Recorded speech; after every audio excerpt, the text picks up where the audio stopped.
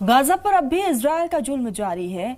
Occupied West Bank पर 2 अलग अलग हमले में कम से कम 4 लोग मारे गए हैं, जिसमें एक 15 साल का लड़का भी शामिल है, जिसके बारे में फिलिस्तीनी हेल्थ डिपार्टमेंट का कहना है कि उसे इजरायली फौज ने गोली मार दी है।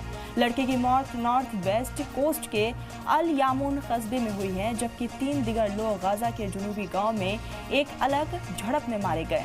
वही इजरायली फौज का कहना है कि उसने इजरायलियों और फिलिस्तीनियों के बीच झड़प में मुदाखलत करने के बाद गोली मारी गई है, जहां दर्जनों इजरायली फौज थे, जिसके बाद फौज और पुलिस ने जवाबी कार्रवाई की।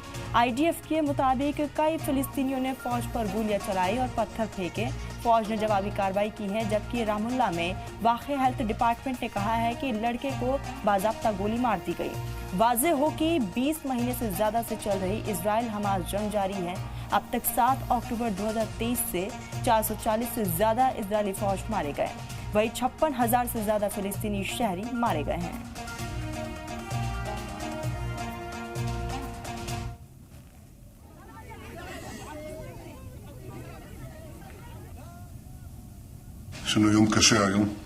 Today is a difficult day. We lost 7 of our heroic soldiers who fell in the battle to defeat Hamas and free our hostages. Our hearts are with the families. We offer them all our love in this unbearably painful hour.